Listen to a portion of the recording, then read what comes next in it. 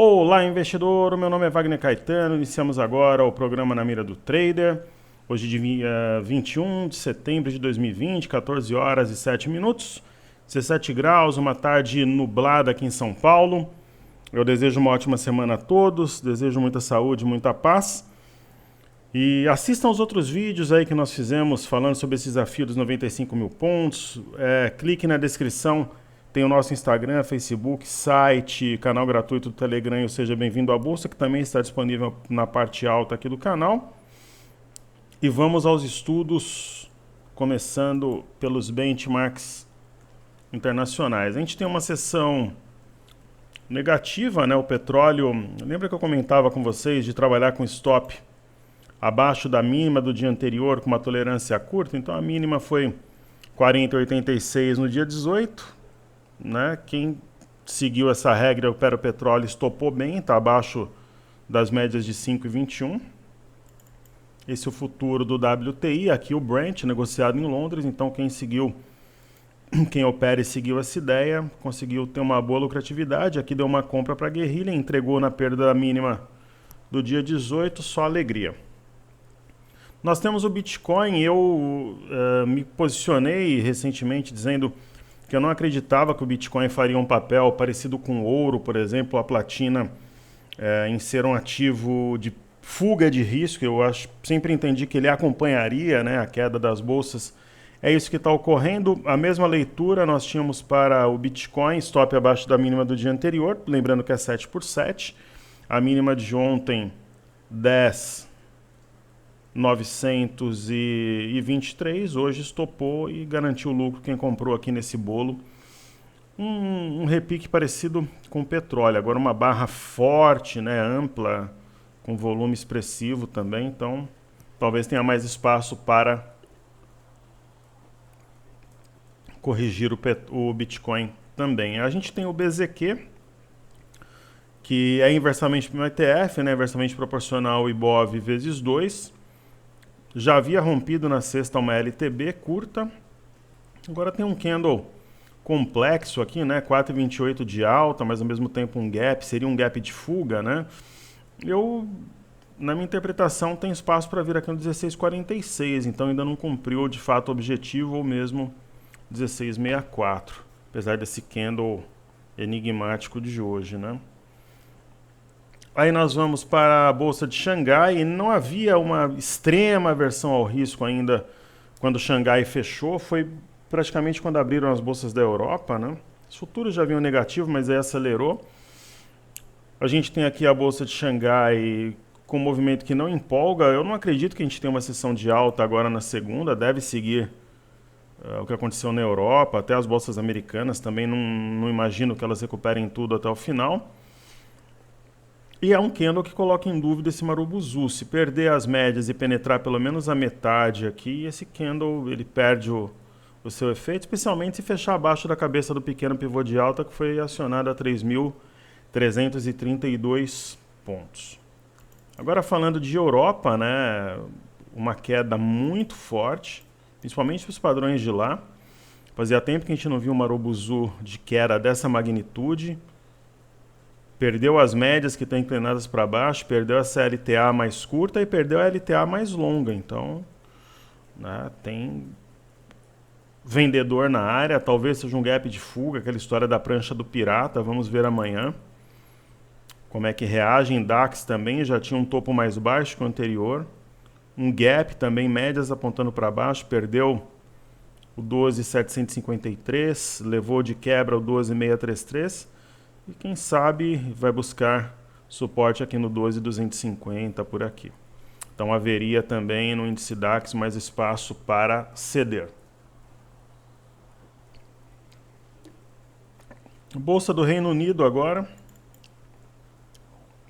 Né, para quem não sabe as motivações, entrem lá no grupo do Telegram e também assine o cenário em vídeo. Eu detalhei tudo por lá.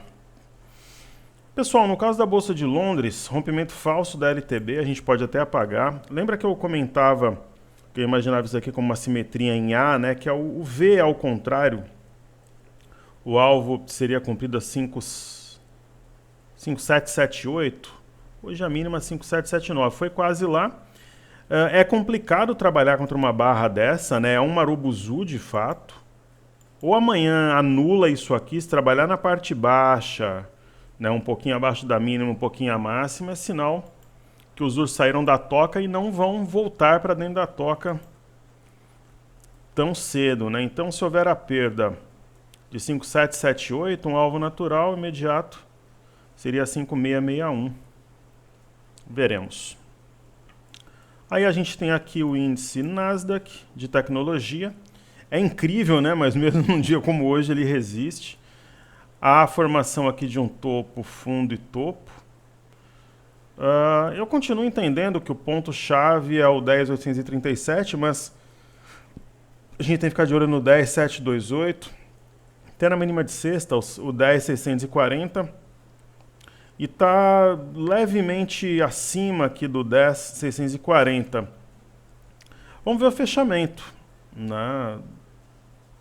Acho que está mais para venda, mas não é uma situação confortável para venda. Precisaria fechar mais perto da mínima para aí sim a gente ter um provável teste dos 10.200, 10.217 para ser mais específico. No caso do Dow Jones não, já é um cenário mais definido, né? A gente tem primeiro uma perda de uma linha de tendência de alta, que está riscada aqui em verde, aí tem um topo, um fundo bem marcado na região de 27.447, 450, por aqui um topo mais baixo que o anterior, e a perda do fundo aciona um pivô de baixa. Então, não seria nada, por exemplo, absurdo a região dos 26 mil pontos ser testada, por exemplo, no Dow Jones nos próximos dias. A não ser que tenha uma grande reação no final da sessão de hoje, alguma coisa do gênero, senão seria realmente o caminho mais natural. Aí no S&P, eu vou traçar também uma linha de tendência. Deixa eu só retirar esse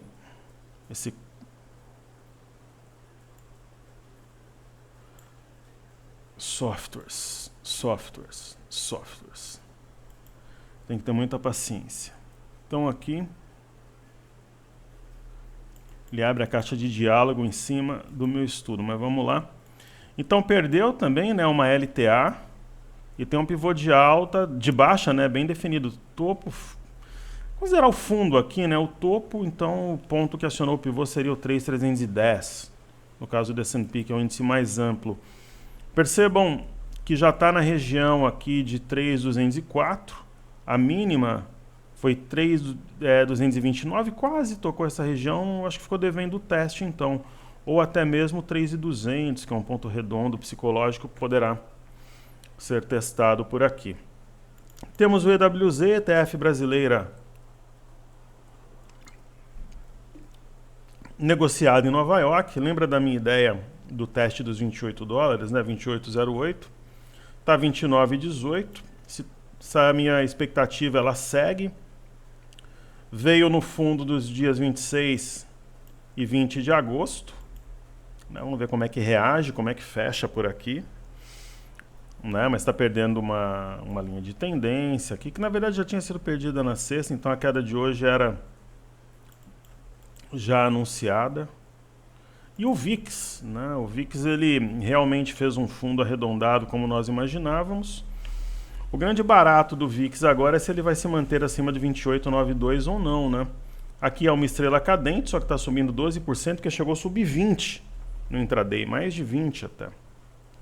Então, se ele continuar acima do 28,92, né, aí nós teremos um pivô de alta em andamento, mesmo com a sombra superior. Aí temos aí o DXY, que é o dólar contra uma cesta de moedas. Como nós imaginávamos, nós tínhamos uma correção no preço, né, tá rompendo em um candle só praticamente 2 semanas de negócios. E há um ponto-chave, 23,66. Está rompendo por 4 centavos agora, mas está. Então, assim sendo, ele teria mais espaço para subir. Lembrando que tem uma outra resistência, o enrosco em 93,91, a máxima do dia 12 de agosto. Aí nós teremos também o Ibovespa em dólares, né? Ele deixou uma espécie aqui de topo duplo. Eu havia comentado um eixo na região de 18.490 e ele veio aqui na base. O grande barato é, será que ele vai ficar abaixo do 17.895? Se ele ficar, daí nós teríamos algo novo, porque sairia desse movimento lateral que vem praticamente aqui desde meados de agosto, há mais de um mês, né, esse movimento no Ibovespa em dólares, né? Perfeito?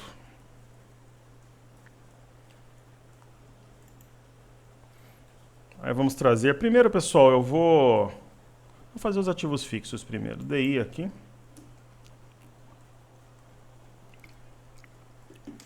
O DI, alguns podem pensar, caramba, justo hoje, que tem um cenário de risco lá fora, o DI está caindo. Muita coisa foi precificado na sexta, né? Além do que a gente está numa região de resistência aqui, ó. Um ponto que tocou 3 vezes a média móvel para cair no final de maio. Eu não vejo uma posição clara para montar no DI. Temos o IFNC, que caminha, né? Ele está perdendo 9.500. Vamos ver se fecha abaixo do 9.500, que é a mínima que foi marcada dia 15/6. Teoricamente, o caminho mais natural seria a parte baixa desse canal. Não hoje, né? Nos próximos dias. Aí, estudando individualmente, nós temos BBS3, Banco do Brasil, caindo 1,60. Penso eu que 29,65 seria um alvo natural, apesar de um candle de equilíbrio que ocorre aqui de alguma distância em relação à média e pelo fato de estar fora da banda. Eu acho que os bancos têm mais espaço para cair. É a mesma leitura em relação ao Bradesco, que tem um oco macro e um oco micro, digamos assim. O gap 19,86 foi fechado, chegou a bater 19,50. Aquele gap que funciona como um imã, chamando o preço. A não ser que tenha algo muito diferente hoje, tal, o 18,40 é um alvo real, assim como a gente tem em YouTube. Mas quem está vendido tem que tomar cuidado. Por exemplo, YouTube veio num suporte bem importante, que é o 22,62, que gerou uma alta até os 28,50 no mês de junho. Então tem que ficar esperto. Claro, se o cenário pesar, a gente procura o stop imediato, né? Seria 21,26 aqui.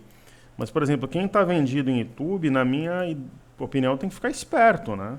Porque se forma um fundo aqui, sai rasgando tudo. Agora, realmente, um fechamento abaixo de 22,62 mira 21,26. Vejamos, então, o estudo de Santander, que também fechou o gap. Quando fecha gap, sempre tem um aumento de volatilidade, 26,53, o fechamento do gap. Chegou a bater 23,44, a gente apaga aquele gap que funciona como um imã, como se fosse um farol atraindo o preço. Apesar do candle de hoje ser um martelo, a gente tem que esperar o fechamento ainda. O primeiro candle verde em 10 sessões não tem exatamente um sinal macro de fundo, mesmo porque o volume está baixo. E hoje é vencimento de opções também, né? Então tem mais volatilidade. E amanhã, que eu acho que a gente vai ter uma prova dos 9 de verdade, do que está acontecendo de fato aqui no Brasil. Ok? Então vejamos Ambev, que é mais um ativo fixo que a gente estuda diariamente. A Ambev está seguindo o fluxo, né? Sentiu a região de 13,09. Né? Aparentemente vai voltar para esse fundo nos R$12 aqui, mas não é um ativo que você percebe uma venda pesada. Eu não acho que é o momento de comprar, mas a venda boa, aquela venda ótima passou. É um caso parecido com B3SA3, né? Eu não acho que vale a pena vender aqui.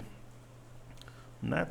Naturalmente, um fechamento abaixo de 55,51 projeta a parte baixa do canal, mas eu não acho que valha, por exemplo, a pena abrir uma posição short no momento. Tem muitos colegas aí, professores, investidores, ela está na média de 21 no semanal, que estão falando em começar as vendas agora. Putz, a gente começou as vendas praticamente em alguns pontos abaixo da máxima histórica.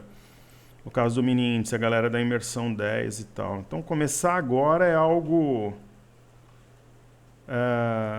que, enfim, não é algo que me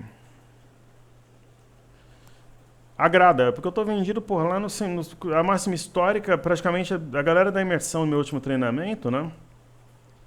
Nós estamos vendidos um pouquinho abaixo da máxima histórica, contando com a rolagem, 105, um pouco abaixo da máxima histórica, eu teria que olhar aqui, 105 com alguma coisa. Então, falar em vender agora é um negócio incoerente, né? Nós já estamos vendidos faz tempo, lancei o desafio faz tempo também. Inclusive eu prometi fazer um negócio, eu vou fazer, que é abrir aqui o Home Broker, né? Eu acho que eu preciso fazer isso com prestação de contas. O INV20, a minha posição menos 500, vendido em 500 mini contratos, não tem nada no day trade, quer dizer, vem desde sexta-feira. Se você olhar o meu preço médio 98.215, por quê? Porque é o ajuste da sexta-feira, não é fechamento. Né? Os programas, enfim, a Bovespa, a B3, ela calcula de acordo com o ajuste diário de posição. Por enquanto projetado 163K, está 96.595, mas ainda tem chão até o final. Então falei que mostraria, tá aí. Então até aproveitando para falar um pouco do mini índice. O mini índice, ele estava com as bandas de Bollinger Ultra justapostas, começou a abrir, as duas médias estão apontando para baixo, o território entre as bandas está marcado aqui em azul. Né? O alvo é 94.660, que é esse fundo. Se pesar, poderia vir a 93.700, 93.600. Está caminhando para a parte baixa do canal, né? Bem volátil o pregão. 97.790 era um suporte, foi perdido. O gap aqui foi fechado, 97.270. A gente pode apagar. A gente vai ter algo aqui no intraday também nos 60 minutos. Mercado bem pesado. Topos 1, 2, 3, 4 mais baixos que os anteriores. Do dia 17 para o 18, um outro topo mais baixo, ficou um topo duplo, trouxe o preço, só que agora fica sem espaço para cair de fato, né? Pela distância em relação à média de 21. Então o mercado fica operando, atraindo a média de 21. É isso que de fato acontece aí, que a gente acompanha, né? Então vamos ver. Aqui é um 30 minutos, como é que reage quando chegar a média. Daí a gente vai ter o dólar. O dólar, acho que ele entregou o que ele tinha para entregar, ele veio nessa região de 5.500. Né? Nós falávamos em compra nessa formação de fundo aqui. Pô, deu uns quase 300 pontos aqui desde que a gente entendeu a formação. 200 e poucos pontos. Eu nem estou posicionado, mas não é o fato de eu não estar posicionado. Agora eu vou no índice ou vou no dólar. Não me impede de me expressar aqui, né, de trazer a minha visão, a forma que eu acho que o mercado vai trabalhar. Então aqui, na verdade, foi um ombro, cabeça, ombro invertido, ó, ombro, cabeça, ombro invertido. Aí começou a escalada em linha reta na sexta, deixou um gap de fuga. Esse gap de hoje é diária, está sendo fechado, ó. 5.401, 5.402 e 500. E percebam como veio de maneira fidedigna aqui no gap, entre os dias 31 e 1 de setembro. Então o trade no dólar, eu acho que ele se encerrou nesse candle, né?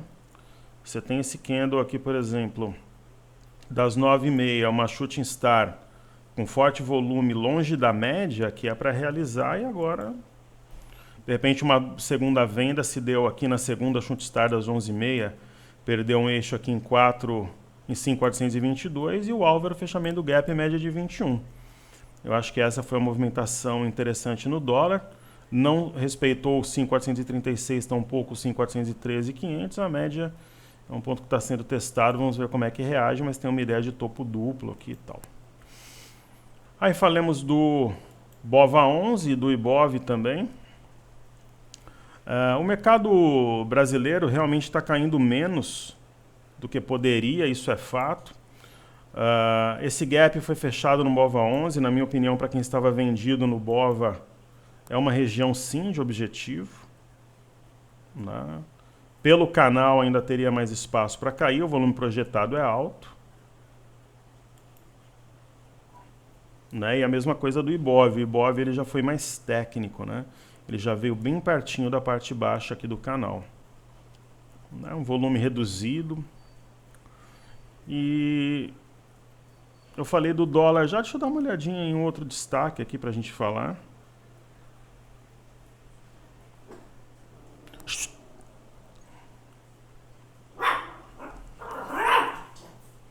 Aí eu vou dar uma olhada aqui. Então tem essa ideia da uma aceleração de coronavírus na Europa, né, pessoal? Os Estados Unidos teve um número de casos alto também. E esse escândalo também nos bancos internacionais, entendo que são os drivers de hoje. Tem dois destaques de alta aqui, se bem que a gente pode... Não sei se dá para classificar até como destaque de alta. A gente tem BTOW, o ativo tinha derretido através de uma pressão vendedora impressa por um oco. Está fazendo aqui uma Marubozu no além aqui, mas sabe aquela história do fundo anterior, 9584? É ponto de stop. Assim, rompeu de baixo para cima no intraday, você cai fora do trade. Né? Para quem está vendido agora é um sinal de compra concreto, tal. Eu por enquanto acho que não. De uma forma geral, assim, nós temos VEG. Aquela história, VEG tá cara, VEG tá barata. A questão é que VEG não cai de fato, né? Ela fez apenas uma correção aqui, suficiente para fechar o gap hoje. 60,91, a mínima de hoje 60,75. Gap é gap, aquilo que eu falo é alvo, o mercado se movimenta quando toca. Eu não compraria, mas também não trabalharia short. Se eu fosse vender, eu escolheria outros ativos, como disse o professor Márcio Noronha, na revista que ele disponibiliza de maneira semanal, né? Tem animais bem nutridos para serem abatidos. Eu não sei se VEG seria um desses animais. Acho que tem animais bem nutridos que tem um sinal mais evidente assim de topo se eu fosse começar a vender agora. E o mercado batendo forte, né, em Azul e Gol. São praticamente termômetros do mercado. A gente vê aí a Gol 4. Né, são as ações que mais apanham. Ou uma das, né? Então a tendência, na minha visão, é que busque aqui pelo menos essa região de 17,36 a Gol. Né, ela tocou o objetivo, que era 21,99, quase tocou, né, por 2 centavos. Alvo e alvo, você vê que bate numa região 3 vezes aqui, não evolui. Eu acho que é o momento de realizar para quem vinha posicionado, colocar o lucro no bolso. Aí a gente vai ter a Azul também, objetivo 29,56, a máxima aqui do dia 9 de junho, que nós tivemos 26,50, quase tocou também, faz um topo. Deve buscar a média de 21, com já perda projeto 24,70, que é um topo anterior, ou este fundo a 25,11. Eu realizaria lucro, particularmente. Isso tem CVC, né? CVC B3. Bem sensível, né? Uma das ações que mais sofreram com a pandemia, mas já vinha guiada por uma LTB. Né? Ela fez aqui uma simetria em A. O alvo da simetria é 16,53. Como está abaixo e se fechar abaixo, ela tem um suporte imediato a R$16. Aqui no mínimo, penso que vai testar os 16. Perdendo 16, ela já começa a olhar para esse gap a 14,58, o qual vamos circular e deixar em destaque aqui no nosso gráfico diário. Eu vou olhar duas ações de siderurgia. O minério caiu forte na China, além da Petra e da Vale, né, que faltou eu ver também. Então nós temos aqui a Petro 4. Movimento esperado. Perdeu a região de 21,50, 21,25, R$20,71. Que é uma região que eu entendia como objetivo da movimentação, deve buscar o 20,71, e aí temos Vale.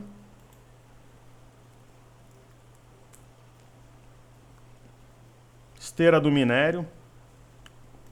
Modéstia à parte, operação de fácil identificação, porque o ativo vem subindo, você vê que em dos vermelhos é um topinho mais baixo que o anterior, quer dizer, não teve a mesma força, fez um topo duplo, o eixo em R$60,11, alvo aqui embaixo 58,32. Vou falar de Usiminas e CSN para a gente ver como é que a siderurgia reagiu em relação ao minério. Uma alta tímida em Usiminas, também um alvo atingido. Eu acho que eu realizaria lucro completo se estivesse na compra, mas ainda não tem uma força vendedora evidente. Tem um aramide topo entre quinta e sexta-feira, hoje está resistindo, mas não deixa de ser um sinal de topo, correto? E CSN A3.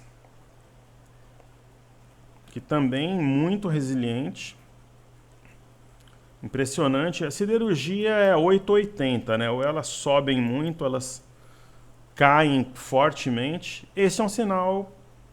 Na sexta já deu o sinal fora da banda, dentro da banda. É quase aqui um arame. E hoje tem uma chute star com forte volume e sombra superior, né?